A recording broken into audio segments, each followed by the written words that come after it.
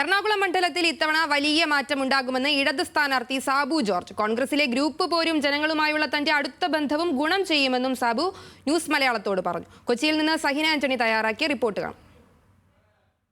ഇതാദ്യമായാണ് എറണാകുളം നിയോജക മണ്ഡലം CPM മറ്റൊരു പാർട്ടിക്ക് വിട്ടു നൽകുന്നത്. ഘടകകക്ഷിയായിട്ടുള്ള ഇന്ത്യൻ സോഷ്യലിസ്റ്റ് ജനതാദളാണ് ഇത്തവണ എറണാകുളം നിയോജക മണ്ഡലത്തിൽ ഇടതുമുന്നണിക്ക് വേണ്ടി മത്സരരംഗത്ത് ആളെയിറക്കുന്നത്. ഇന്ത്യൻ സോഷ്യലിസ്റ്റ് ജനതാദളിൻ്റെ സംസ്ഥാന ജനറൽ സെക്രട്ടറി സാബു ജോർജ് തന്നെയാണ് സ്ഥാനാർത്ഥി. സാബു, എറണാകുളം നഗരവുമായി അടുത്ത ബന്ധം സാബുവിനുണ്ട്. അപ്പം തന്നെ അങ്ങേക്ക് മുൻപ് കൗൺസിലിലൊക്കെ മത്സരിച്ച് വലിയ പരിചയമുള്ള ആളുകൂടിയാണ്. എങ്ങനെയാണ് നിയമസഭാ തെരഞ്ഞെടുപ്പിലേക്ക് മത്സരം വരുമ്പോൾ എങ്ങനെയാണ് അതിനെ നോക്കിക്കാണുന്നത്? ഇടതുപക്ഷ ജനാധിപത്യ മുന്നണിയുടെ ഒരു പ്രതിനിധിയായിട്ടാണല്ലോ ഞാൻ മത്സരിക്കുന്നത്. കേരളത്തിലാകെ മാറ്റം വന്നിട്ടുള്ള ഒരു മണ്ഡലമാണ് അങ്കമാലി വിട്ട് എറണാകുളം വാങ്ങിക്കുക എന്നുള്ളത്. ശുഭപ്രതീക്ഷയോടുകൂടിയാണ് ഞാൻ മത്സരിക്കുന്നത്. എൻ്റെ മണ്ണാണ് എറണാകുളം. ഞാൻ ജനിച്ചു വിടർന്ന മണ്ണ്, ഞാൻ പഠിച്ച സ്കൂൾ സെൻറ്റ് ആൽബർട്ട്സ്, എൻ്റെ പാരലൽ കോളേജ് രംഗം. ഞാൻ ഡെപ്യൂട്ടി മേയറായതും വീണ്ടും കൗൺസിലറായതും ഈ മണ്ഡലത്തിലെ 2 ഡിവിഷനുകളിൽ നിന്നാണ്. എനിക്ക് നല്ല പ്രതീക്ഷയുണ്ട് ജനം എന്നെ തിരഞ്ഞെടുക്കുമെന്നുള്ളത്.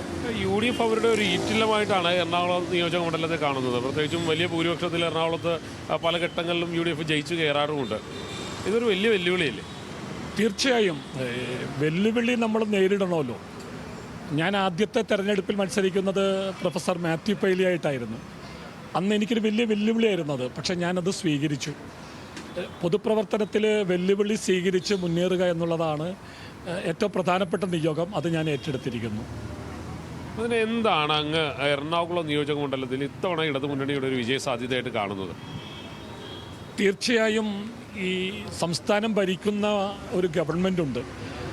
ആ ഗവൺമെൻറ്റിൻ്റെ കൂടുതൽ വികസന പ്രവർത്തനങ്ങൾ ഈ നഗരത്തിൽ വേണമെന്ന് ജനങ്ങൾ ആഗ്രഹിക്കുന്നു.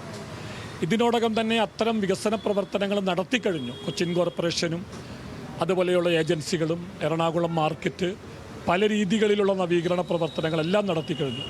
കൂടുതൽ വികസനത്തിന് വേണ്ടി മൂന്നാമതും അധികാരത്തിൽ കയറുന്ന ഇടതുപക്ഷത്തിൻ്റെ ഒരു പ്രതിനിധി ഈ എറണാകുളത്ത് വേണമെന്ന് ജനങ്ങൾ തീരുമാനിക്കും എന്നുള്ളൊരു വിശ്വാസമാണ് എനിക്കുള്ളത്. അതുപോലെ അദ്ദേഹം പറയുന്ന പോലെ വലിയ പ്രതീക്ഷയാണ് അദ്ദേഹത്തിന് എറണാകുളം നിയോജക മണ്ഡലത്തിലുള്ളത്. സാധാരണ നേരത്തെ ഞാൻ സൂചിപ്പിച്ചതുപോലെ തന്നെ UDF മണ്ഡലമായിട്ടാണ് എറണാകുളം നിയോജക മണ്ഡലത്തെ വിലയിരുത്തുന്നത്. പക്ഷേ ഇത്തവണ അതിനൊരു മാറ്റം ഉണ്ടാകുമെന്ന് തന്നെയാണ് സാബു ജോർജ് പ്രതീക്ഷയായി വെച്ച് പുലർത്തുന്നത്.